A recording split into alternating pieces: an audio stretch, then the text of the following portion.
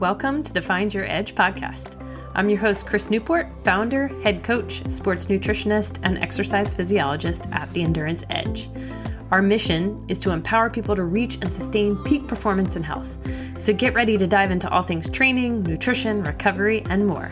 We hope to give you detailed information and inspiring stories to help you be your best. Let's do it. All right, y'all. Welcome back to the Find Your Edge podcast. We have a fun guest today, Coach Peter, who's going to just had a pretty amazing excursion and a pretty amazing experience. So I thought it would be kind of cool for us to hear from him about all the things. So Peter, jump right in. What did you do and where did you go? So I just got back. It's now a week now.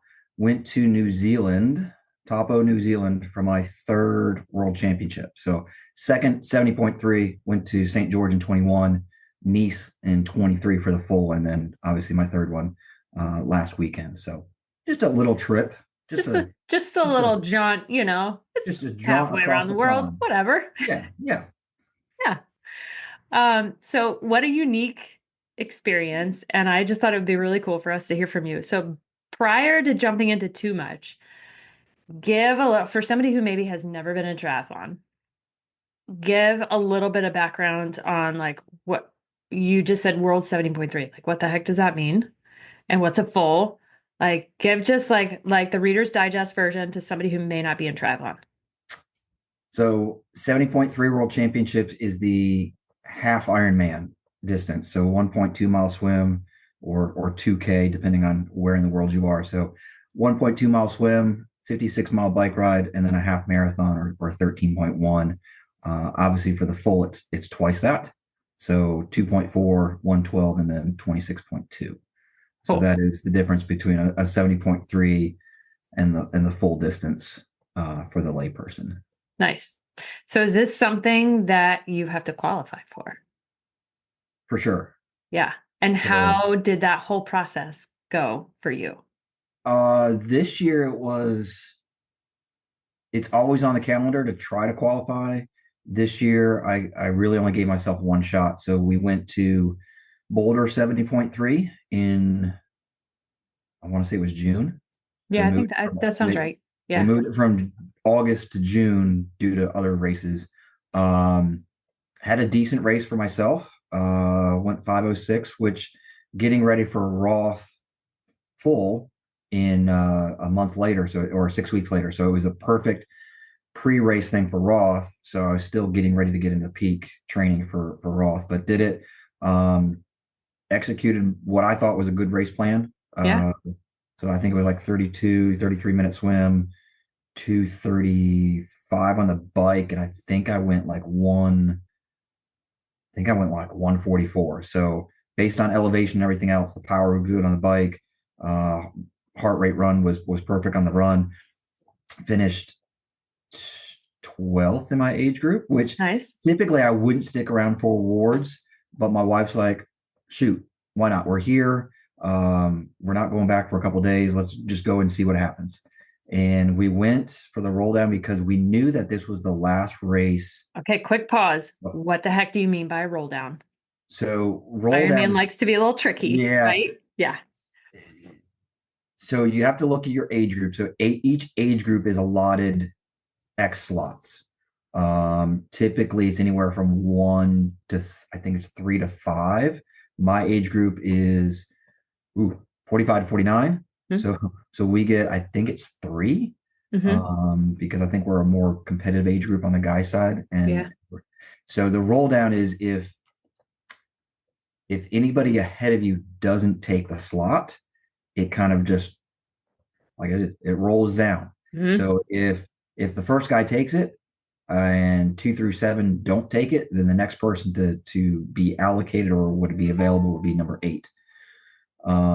So as luck would have it this time around, I was 12th. Literally, I was the first one that stayed around for long enough to get it. Yeah, because in Ironman rules, you have to physically be present for that roll down, right? You have to be present. They will Yeah. not email. Now, for St. George, they did because it was COVID. Oh, okay, right. So But they did worlds there. Yeah. yeah, Hmm. I did Yeah. 70.3 Hawaii. So right there at the Fairmont. And I got an email like on Tuesday morning. The race was Saturday. It's like, do you want the slot? I was like, yes. Um, Cool. so for Boulder, it was everything was rolling down for a lot of age groups. I think the age group ahead of me or two age groups ahead of me, it rolled down like 30th because nobody was there. Wow. Um, so whoever was doing the announcement is like, hey, anybody in the top 10, anybody in the top 12. And my wife literally pushes me to the front of the line. She's like, yes, right there. That guy right there. Um, I knew I loved that woman. so I literally looked at her and I go, are you sure? She's like, hell yeah, I'm sure. So go up. And the other thing about the roll down is you have to be present, but you have to have a credit card with a little bit of Oh, allowance on it because you mm. pay right there. Pay in full or Pay like pay like a deposit? no, Okay, you're paying in full. you pay the 8 bills right there on the Okay. spot. Okay, so $800 to enter worlds. I Okay. I rounded up, but it was like 750. Yeah, But close enough, 800 right? sounds a little more scary. Yeah. uh but no, $800, play it in full, do all the waivers, and then as soon as you do that, then they'll give you the I qualified thing, Oh, cool. and that's the only way to get that piece of paper. And then like literally like I think it was a week later they gave you the official like registration link, you sign up for it. And That picture is definitely going on the blog for this, by the way, so because I do that remember was you sending that picture. Yeah. yeah, yeah. But that's the roll down. In hindsight, I probably should have stuck around for North Carolina because I had a better race at North Carolina. Mm, I finished like I think it was 18th or 15th, so I hmm. wasn't sure it was going to come down that far, and whatever. Yeah. Um, but no, that's how I got to spend a lot of money to go to New Zealand last weekend. Okay. Yes. So if you're okay sharing, what is a lot of money? Because I know some people are like, oh my gosh, going to New Zealand, let alone, paying $800 for a race. But this seems like kind of a once in a lifetime deal. I've been And knock your on. wife was on board with it. Oh, my So wife is on board. It's like we got passports for this particular reason. yeah, that's Uh, amazing. it so two things. Like obviously, there's cheaper ways to go. There's Sure. Airbnbs. You can Yeah. stay 30, 40, 50 an hour away and it'd Yeah. be like $100, like a regular hotel room. Um, we enjoyed the Nice experience where we were walking distance to 800 meters to the Everything. start, to the Yes. finish. Yeah. Um, and so Nirvana Europe, which is, I think, the official Ironman travel partner, got on their website and got one of the last rooms that was available. It was about 1,000 meters or 1,200 meters away from race Oh, finish, but then wow. we're only 800 meters away from like transition and everything else. So like literally outside of our window, it was basically a Leahy Drive. We could see the loops and everybody doing that. Yeah. Uh, Did it you take was some pictures? We'll have to post those too. I I've got to do another photo dump, but Okay. Yeah. it Yeah. was Yeah. super cool. It was you get what you pay for, and I paid for convenience. Yeah. I I think it was like I think it was $3,500 Okay. Yeah. or But you guys were out there for what, like a week, 10 days? yeah, we were Monday to Yeah. Monday. So we Yeah. flew out of Raleigh Saturday afternoon, got into Auckland 8, 9 o'clock Monday morning, Hmm. which would have been Sunday night East Coast time. Yeah. Because it's 14, 16 hours ahead. Yeah. So, and it was a 4 hour drive from Auckland down to Taupo. So we got into Taupo at 1 o'clock, 1:30, went for a little 15-minute shakeout, had dinner. But yeah, I having done what I do and not having a lot of time to plan, like paying the convenience fee to be right there so that on race morning I didn't have to drive my car, find a place to park. Because Yeah. If that's what what matters to you in the travel process, don't apologize. and what we Like, yeah, and what yeah. we found was we got there on Monday. As Ironman started setting up, you started to see roads shut down and avenues where you were used to going out and doing stuff were not that way. And so it was nice just to be like literally, like I think my wife and my daughter volunteered at Swim Start Sunday morning. So like I walked down to transition, pumped the tires up, dropped stuff off, walked back to my hotel room, laid down for like an hour, and then walked back to transition or walked down to the Swim Start. So That's pretty cushy.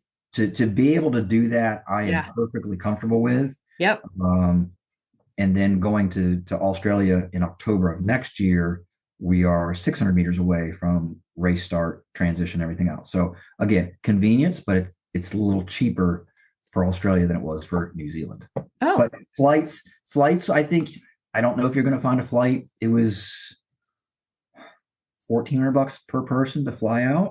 that is far less than what I thought it would be. So I that's going. I think going to Nice in Germany, it was about 1,000 per Okay. person, but it Okay. is what it is. Yeah. New Zealand is a little more expensive than here, but the exchange rate was favorable. Um, so a New Zealand dollar is like $1.50 US. Mm. So I haven't looked at my credit card yet to see, but uh, Merry Christmas. yeah. But like when you go to dinner or like for example, like because you know that I'm a big McDonald's guy, Uh-huh. uh, Uh-huh. a McDonald's I value don't know if I have any play or any say in any of that. We're just letting it fly. it's so As like Peter's like drinking his monster right now. yeah. So Um, a value meal was like $16. oh wow. Okay. So that's a buck and a half. It's maybe like $12.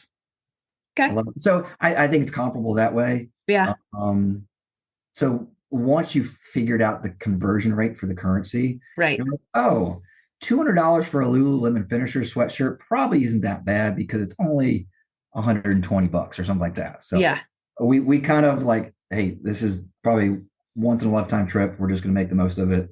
Um, the hotel had like a little kitchenette, so we actually did what we did in Germany is just Like lunch and cooking breakfast a little were bit. at the hotel, and then we just kind of ate out like one meal. So it wasn't bad. So did you get adventurous at all in your eating? Uh, let's see. We went to McDonald's twice. We my daughter likes Thai food and all that stuff, so we went to a Thai place because it was Okay. very a lot of Asian cuisines, so like Japanese, Chinese, Thai, Indian. Um, so we had like I think I had what pineapple fried rice with chicken, and that was pretty good Okay. for not going outside of that box. Right. Um, there was we did a couple local eateries that had really good reviews that we were able to walk back and forth. Two really good pizza places that were recommended. So like that's my thing. I'll find a local pizza place, and that is either before the race or after the race. Okay. Um, and usually I'll do a chicken sandwich wherever I can find a chicken sandwich, and that is sits well with That's your jam. that Yeah. sits well with the tummy. So like Yeah. a happy tummy is a race friendly tummy. Oh my gosh, for sure. Yeah. Okay, that is so cool. Did you guys do any like excursions or outside of your race So kind of we stuff? so I have to please both the wife and the daughter I get that. while I'm trying to fit in those last couple workouts. Um, they wanted to go to the Lord of the Rings because there's Hobbit Town and Hmm. Hobbitville. That's like Hmm. 2 hours north, and it was like $180 a person. So we're like, no, we won't do that. But there was New Zealand, where we were, is very similar to the Big Island.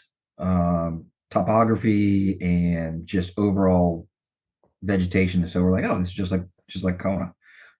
Was the weather relatively similar? I would say it was Yeah. very similar. Now, obviously, they get a little more seasonal change Hmm. than Hawaii does, but like it was perfect blue skies for Saturday and Sunday races. So, no, we did a boat tour of Lake Tahoe and did they have some carvings that are like 40 plus years old that kind of are give homage to the ancients and the original people that settled there.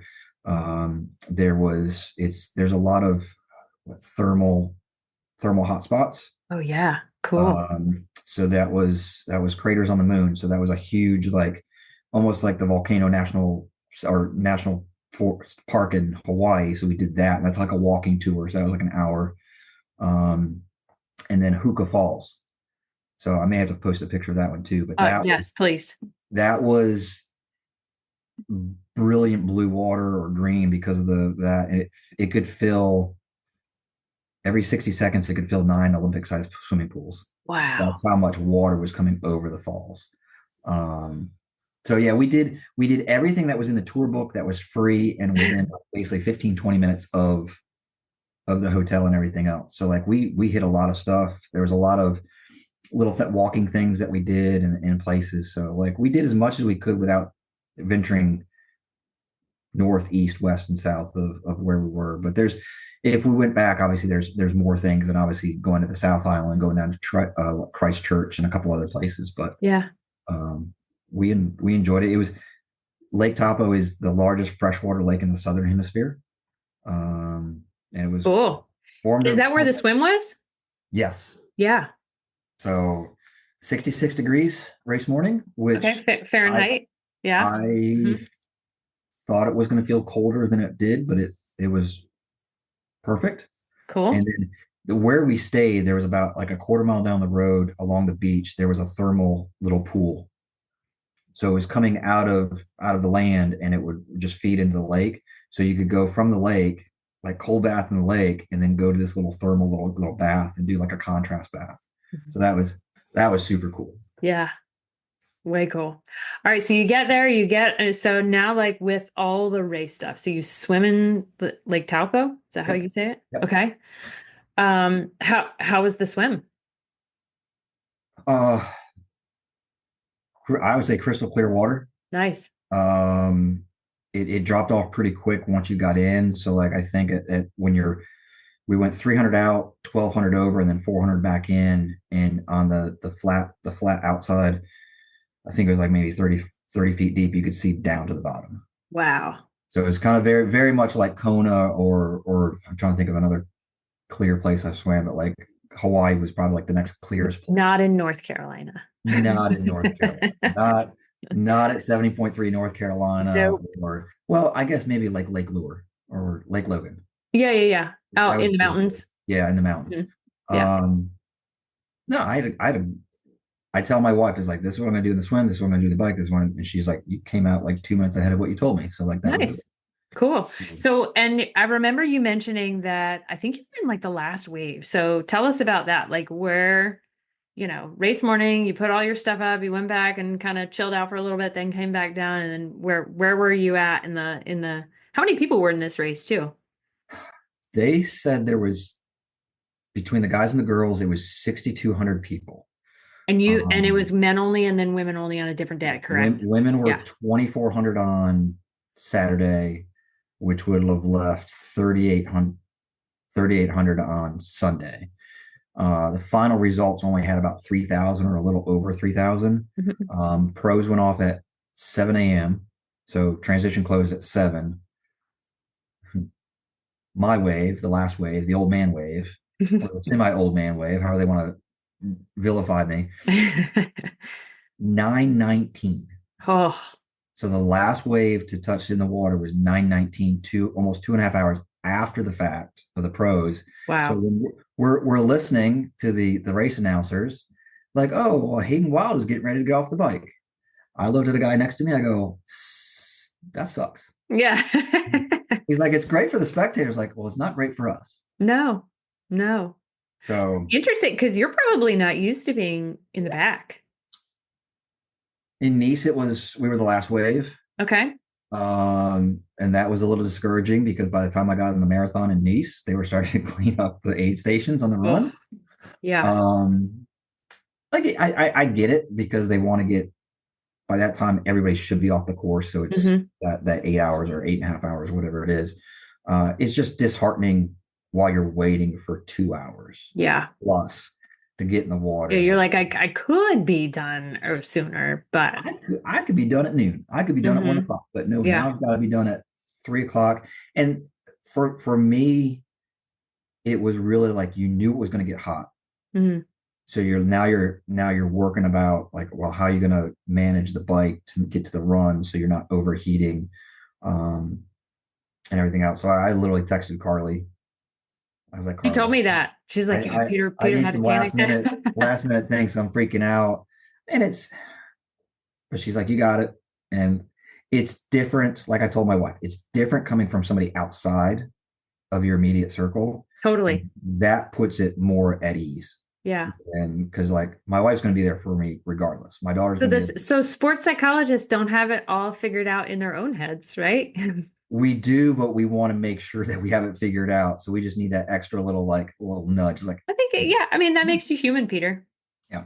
It's okay. But yeah, starting 2.5 hours after everybody else kind of sucks. But then like Carly told me, it's like there's just more people to pass. There you go. So I was like, well, you're not wrong. Hmm.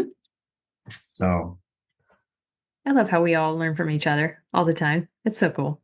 and the different thing was is like while that is true, I was like, I'm getting passed on the bike. I was like, well, did I just have a good swim and they just suck at swimming? And then like, well, by the time we get to the run, it's like my run was like my wife, I think, said I was smiling the whole time because Aw. that was the run was good. Yeah. Um, and I'm just passing people. They're like all walking and everything else. I'm just like, doo, doo, doo. So, Nice. so it's, Good. no, I had a blast. That's awesome. So okay, so swim was cool. You could see a ton. How about the bike? Like, how was that? I'm kicking myself. So like the less I talk about the bike, the better. Um, I think I went a little too conservative on the bike. Mm, Um, I based on the power that I was putting out, I could have gone faster. But what it was is like, as I described on Wednesday, the roads over there are chip seal. mm. So for everybody, like the chip seal is literally a layer of tar with whatever rock, pea gravel, whatever, and they just roll it out. So it's not your typical asphalt road, which is super smooth and you can just roll and be fun with it. It's you would go from different ages of chip seal to where it's like a new chip seal is probably pretty good, but then older ones have like little pockets of not potholes, but just and it's not the smoothest of roads to begin with. So I think I rode like 75 psi. Oh, yeah. So air down a little So bit. so I aired down and people were going wider tires. I think a guy in transition had like 30s or 32s Oh, wow. and Yeah. was rolling 50 or 60 Yeah. psi Yeah. just for the road dampening and everything else. So, and there was a couple steep descents. We actually drove. Like we've never driven the course, but we drove it um, just to see. And there was a couple spots that is like, while Marty can dive bomb it, I'm Yes. going Coach to. Marty is our resident descender. So I I I'm will with you, flutter. Peter. I'm going to Yeah, preserve my life. I will flutter the brakes and stay at 38, 39 miles an hour. And But do you have disc brakes? yes. Okay. Yeah. So like it's a lot better with the disc brakes. Hmm. The 2 days I rode because they had the course open, I rode a short loop, and the roads were a little wet from either the rain the night before. And I was like, if this is the way it's going to be race morning, I was like, if I can get through the bike, we're fine. Yeah. But it was a gorgeous bike ride. I'd say Oh, it's good. very comparable to Hawaii 70.3. A lot of rich farmland. Um, the wind was kind of negligible, so it could have picked up and been. I think like Paula Finley or some of the pros were posting stuff on Instagram is like 40K out and 24K back was what they were averaging on certain days. But Wow. I didn't feel that. Um, but it was the bike was what it was is just get through it in one piece. Don't overdo things based on the roads and get to the run. So maybe your slightly more conservative bike and getting a little bit more vibration led to a good run. Well, the other thing is the one screw I forgot to tighten on my bike Oh. was for my front hydration. Oh. Um, because I've got the Aero water ball that hooks into my stem, Oh, okay, yeah. and the bike computer mount like screws into the top of that. So I'm looking down like 30, 40 minutes in, and my computer's going back and forth between the air bars. And I'm trying to tighten up with my thumb and it's not working. So like literally for 2 hours, I'm like between the aero bars, thumb on each side of my computer to make sure it doesn't pop off. Mm-hmm. Um, so that's the one screw I need to make sure I tighten up. But Yeah, because how was transporting your bike? um, I've done it for a couple of years now, so it'll take me. I think it took me an hour to pack it up before we left, Mm-hmm. and then And are probably you both wheels off? And both wheel. then, Yeah, okay, pedals, wheels, seat comes out, and then I just have to take the handlebars and just kind of take them out of the stem and just kind of tilt them on its a side. little bit. Yeah. Um, but knock on wood, everything it made it perfectly there. Takes me 30 minutes to put it back together when I get there. Um, I've got a hard case, but I was probably in the minority of people with hard cases. Oh, interesting. Yeah. I saw what we saw at the airport and everything else. It was like 90% of those Icon soft cases. Mm, And I've got one. yeah. Um, but after I've seen them throw that on a plane, Mm-hmm. my wife goes, "No, you're getting a hard case." Yep. So hard case it is. Yeah. Um, Do the they count that as an extra piece of luggage? Or is it like a different fee for like an oversized bag or something like that? Depending on how nice the gate attendant is, Oh, it okay. could be it could Nice. be oversized or overweight. I think going to Germany, somebody did it as both, and it cost $200. But this week or last weekend, it was $100, which I think is the basic bike fare. Yeah. That's So not bad. 100 bucks going over. The lady in at the airport in New Zealand was perfectly cool, and it was $100 coming back. Nice. Didn't have to pay the extra because sometimes it's 52 pounds, and they'll charge the excess fee for 2 pounds. Right. Ugh, Um, annoying. And so you so brought your pump, right? Like any other like little things that you stuck in your bike case? I can't put anything extra in that case to keep it. It's So snug as a bug in a rug then, huh? it's snug as a bug. Yeah. I've got one of those little portable, the little air pumps that'll Yeah. go in your back pocket. So I got one of Yeah. those. So I got one of those. I've got a really cool small mini floor pump that'll go in my check bag or in my transition bag, Cool. along with I think I've traveled with a pedal wrench and a set of I got a torque wrench. Okay. So that all goes in the check bag because And are you clinchers or tubular? I am clincher. My son is trying to get me to go tubeless. Oh, okay. All right. I'm not sold on the tubeless just yet. You're not that's okay. That's okay. Yeah. So yeah, you just have to have the right gear for the right type of equipment. I've seen tubulars or yes, tubulars go bad where it's all Yeah, the not glue gets all screwed up. the Yeah. glue gets all screwed up and it's just a mess. So like I haven't quite gone that far yet. That's okay. We still accept you, Peter. Okay. Okay. Woof. Okay, so we got the bike, and then how was the run? How was the run course? I mean, I know you felt really good, but tell us about that. Run. So the run course, you come out of transition and it was two loops. And the disheartening thing about the run course is you actually go out of transition and you head towards the finish line. You could see the finish line. You're like, I'll You be could there you could taste the sometime. finish line, and you had to do that twice. So like Oof. literally, you're within 50 meters or 100 meters of taking a turn to go to the finish line. So you get there, you just gonna do a little loop and go back out. Um, the run course suited me very much like North Carolina 70.3. It was So relatively flat-ish. flat-ish, two little punchy hills that you had to do. Well, one punchy hill that you had to do twice.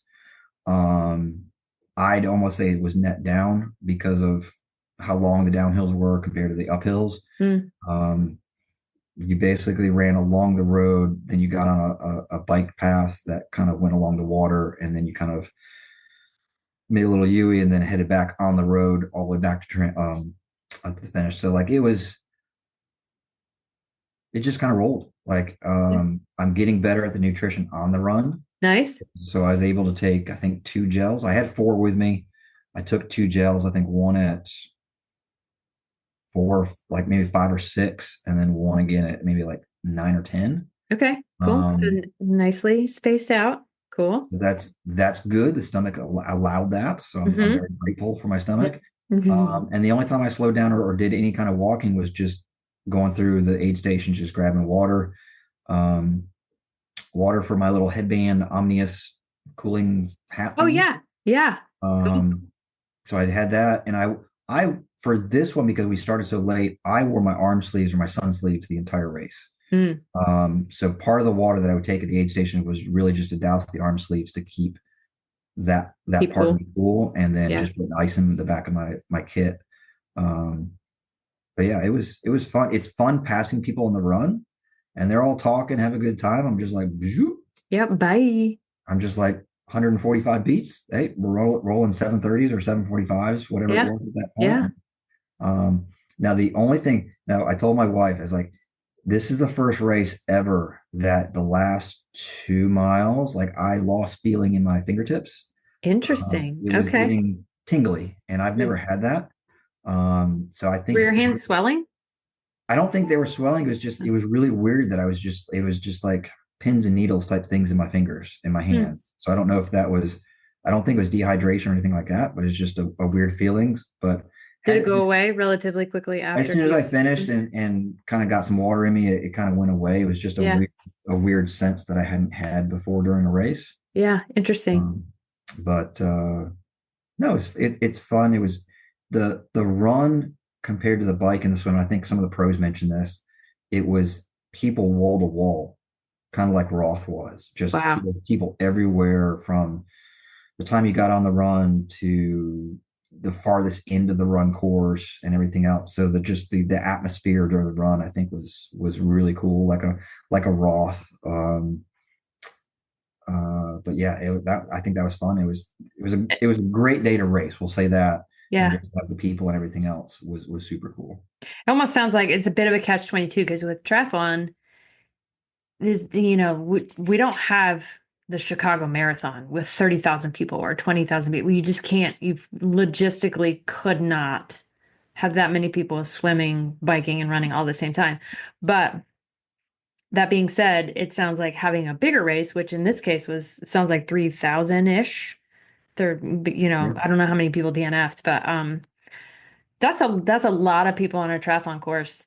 But it sounds like even though you had to start so late, you get to enjoy the atmosphere and the spectators and like being, versus there's some races where you're out there and you're like, am I all alone?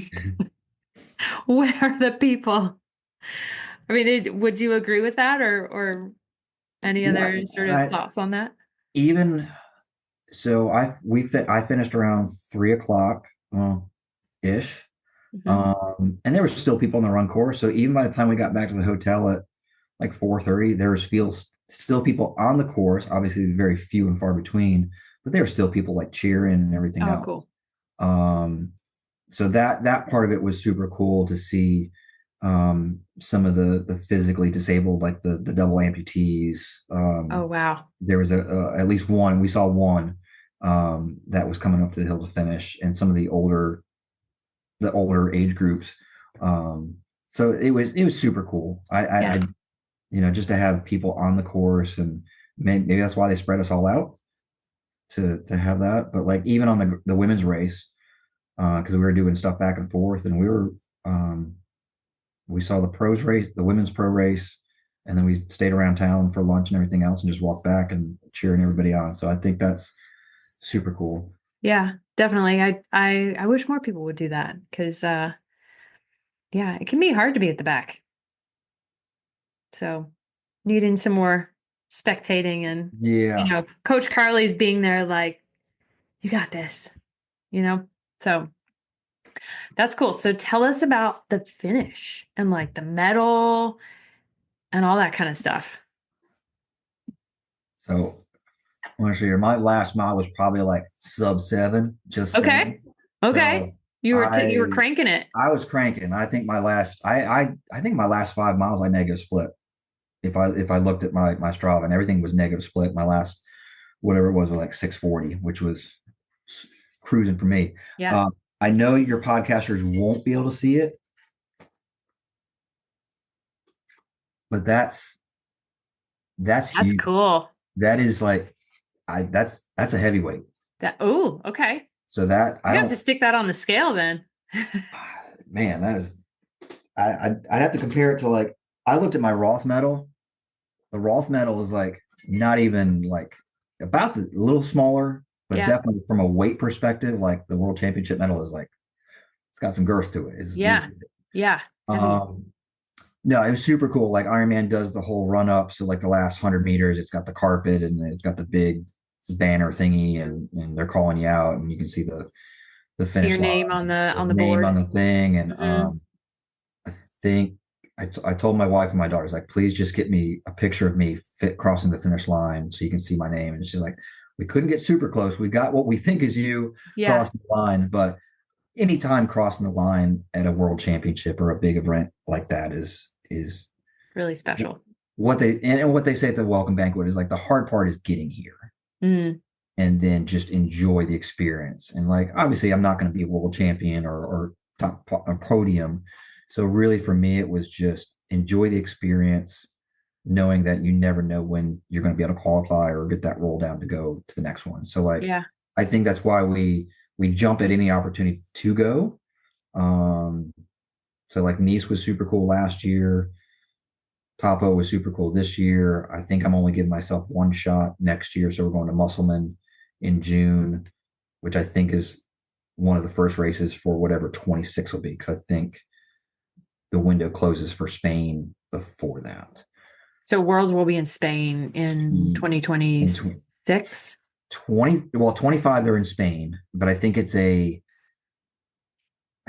early, it's like no, I think it's November, October. So it's earlier on the Mm. calendar. Yeah.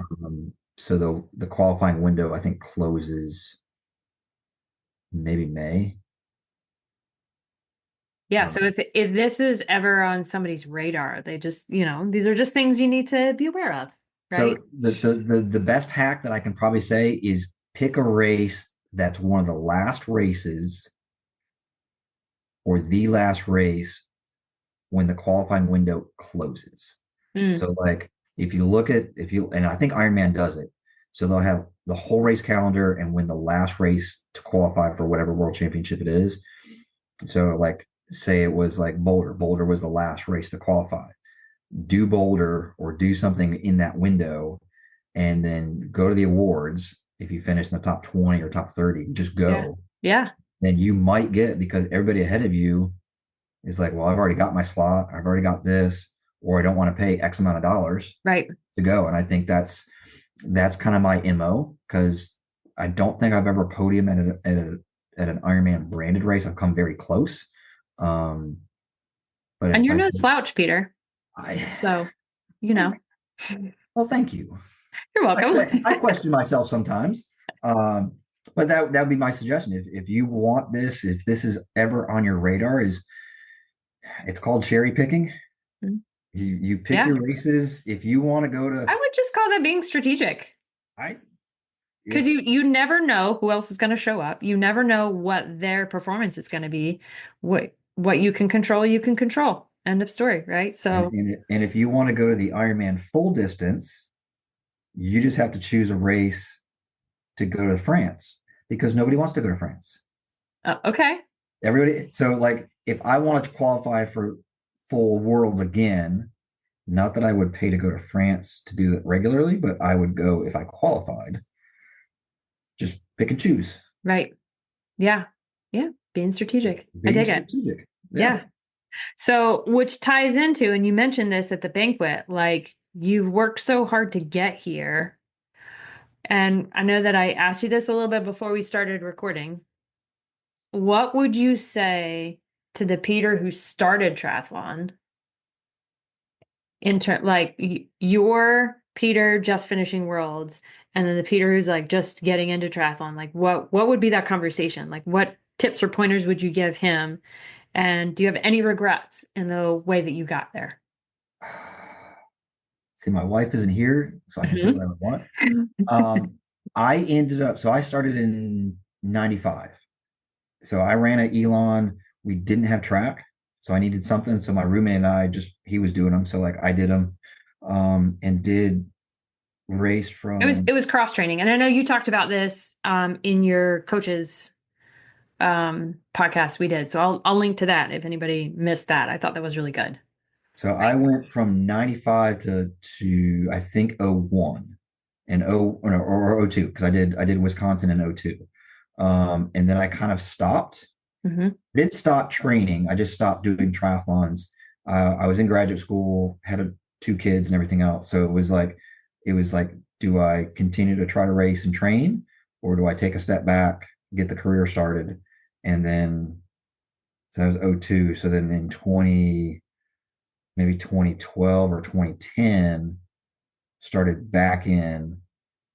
So in some cases, you could go both. You could say that that 12 years or 10-year hiatus actually helped and saved the body Hmm. for what I'm doing now. Yeah. Um, I don't know if I was to tell my 20 whatever year old self back then, like, hey, in 20 plus years, you're going to have gone to the three world championships and done all these cool races. Just there's a plan out there. So like Yeah. the door's going to close for a little bit, but know that something special is going to be on the horizon. So it's being consistent. It's being patient. Regret wise, it is what it is. I've got two great kids, both grown through college, been married for 26 years. She's your best Sherpa. She's my best Sherpa. She's got the Yeah. shirt to prove it. Yeah. So no, And not, you know, not that racing isn't hard because I know it is, but Sherpaing well is, I just made up a verb, by the way. Um, Sherpaing well is like there's a bit of some technique to it, right? You can't just like sit in a lawn chair and like, you know, hold a there sign. there was on the schedule for last week, there was a 30-minute block of Sherpering 101. Okay. At the Ironman World Championships, there was Wow. a Sherpa 101 little thing that you could go to. And my wife's like, no, I already know how to do this. Yeah. She's a pro at it. Yeah, there's some things you don't say. There's certain places where it's nice for you to show up. Yeah, there's a whole kind of like, you know, but hey, one way or the other, showing up, no matter where you are in the race, I feel like is important. And then, you know, you learn just like your athlete learns. Well, and then next year in Australia, it's a little different. So it'll be sprint, draft, and then Olympic, to where my wife's like, well, maybe you just take the kids.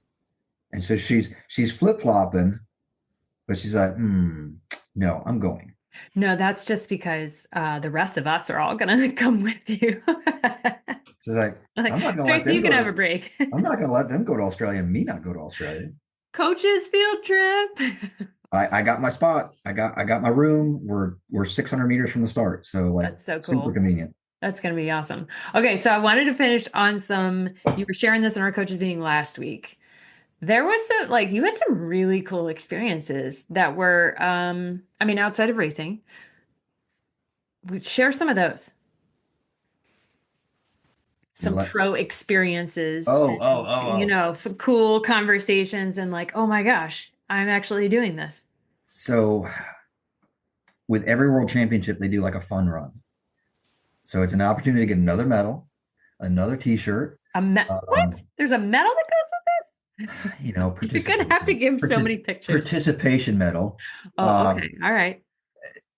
so the guy that was announcing goes, well, and three-time world championship winner Miranda Carfrey is like right there. And she's like literally like two people over. She's Rennie is right there. And I'm a big Tim and Rennie podcast, or like when they were on YouTube. Yeah. I always enjoy because Tim was a Naval Academy graduate, which is a hometown thing. Um, so I didn't run with Rennie. I was ahead of her the whole time. So I did beat a three-time world champion. I mean, okay. All But right. that's fun. So it was fun to see that world championships, former pros are right there with the lay people, the regular people. Um, and then so that was Wednesday. Thursday, Team Zoot did a shakeout run. We did the 3 mile run. So you had like Ellie Salthouse, no, yeah, Ellie Salthouse, and then Craig Alexander. He ran, and we just started shooting the crap for 3 miles. And Nice.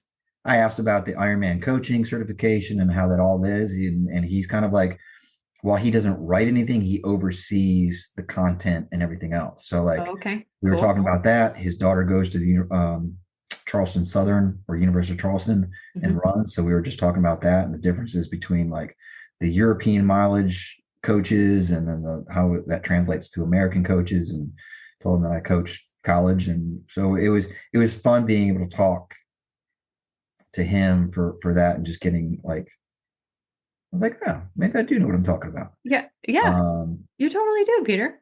and then what was it? So that I got a picture with Rennie.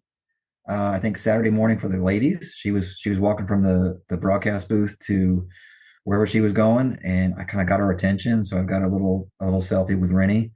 Cool. Um, and then the cool part was Greg Welch and Crowe were doing broadcast like right behind us. So I've got a picture of me like pointing to the The broadcast. broadcasters. Yes. Cool. So and then we got to see Taylor Nibb, which is one of my favorite pro females. Her and Ellie and what was the other one? Oh, Paula Finley. So like literally like Paula like walked right in front of us, getting in a van to go to dinner one night, I think. So like I was like, oh my gosh. So I was like, I was a fanboy for like a little bit. It's like, oh, I follow them on Instagram. That's so cool. That's really awesome. So I think you've given some really good tips and like experiences. But if somebody were listening and they're like, whoa, that sounds really cool, maybe I could do that. What would be maybe a couple of tips that you could offer to them? Uh I think just trust the process. I think that's the biggest thing. Is like it's not going to happen overnight. Um, I kind of joke around. It's like I've been doing this for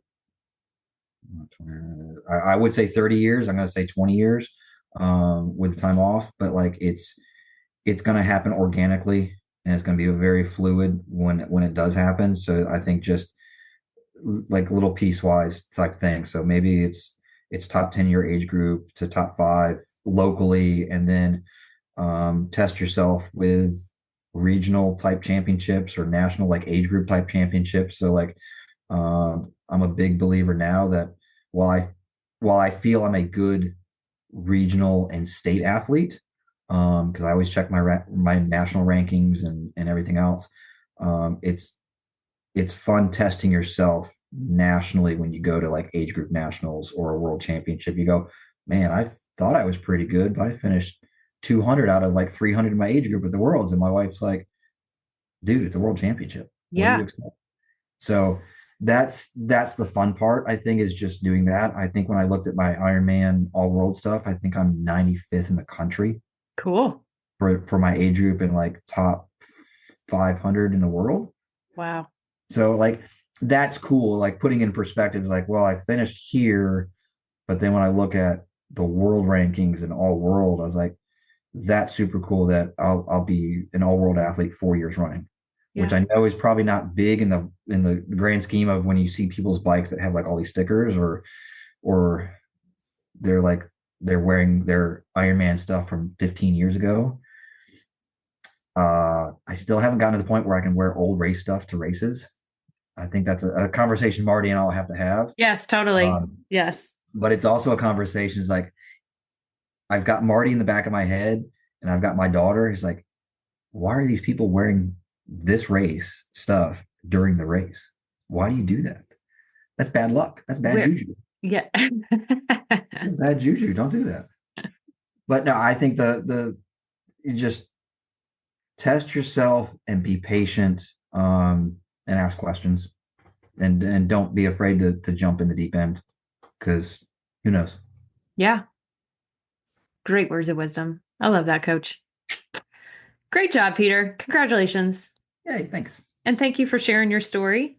And we're going to post some pictures. So give us a giant photo dump and we'll put as many as we can. That medal, definitely. And your participation medal, if you can find that.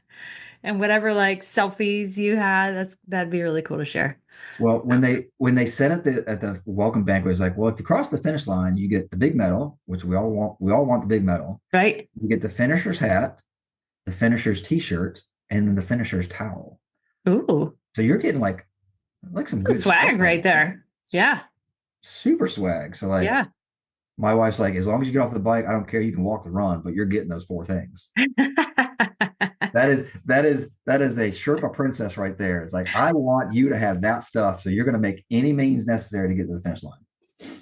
Give me my gear. Give That me is my gear. amazing. I freaking love it.